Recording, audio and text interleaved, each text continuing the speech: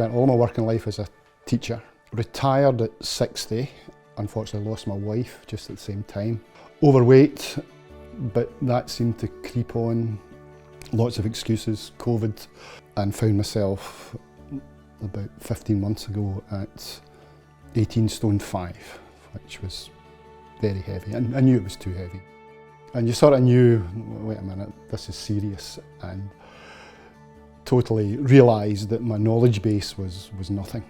I've had a history of going on diets, and they usually last from about the 3rd of January to about the 15th of January, and then you go back to your old ways. But this has sustained, you know, you've just kept it going. It seems like this is now your lifestyle.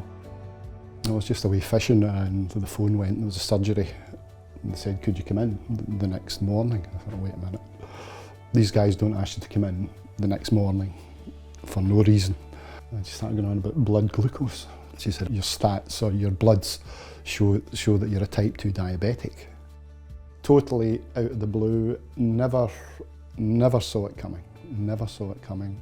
As I had progressed through my 60s, you would make excuses for, like, I do fishing and oh, I won't go to that bay because it's too far. You know, you would end up making excuses, and it just sort of, the sort of unfitness seemed to just it was a sort of gradual thing. The first phone call I got was for my eye, for my retinopathy. And the second phone call was about the weight management. And I was sort of on a path then.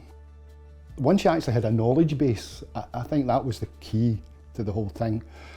Your knowledge base from zero, I would happily admit to knowing absolutely nothing, but you suddenly knew which way was up and you knew what to avoid.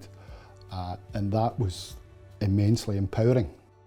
The more you read about it, the more you didn't like it. But by the same token, it wasn't, you weren't just cast adrift. You thought, well, hold on a minute. Everything seems to say this can be reversed. I mean, the figures are good for reversal.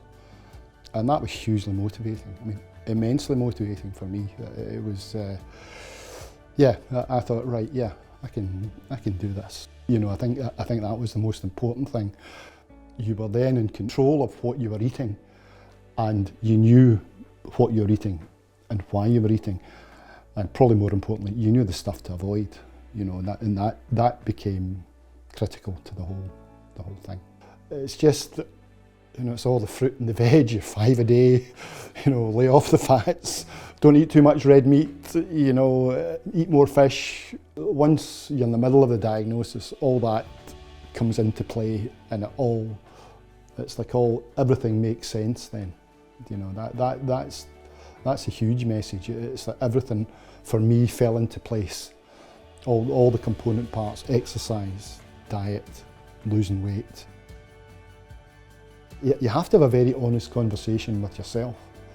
And that's sometimes a difficult conversation to have. All my excuses were lined up, but ultimately you've got to engage your every excuse and say, right, what can I do to change? And as I say, the changes were small, but significant. Ultimately, you've got to boil it all down to it's you and it's up to you. And as I say, I was very, very motivated and delighted with the way it turned out.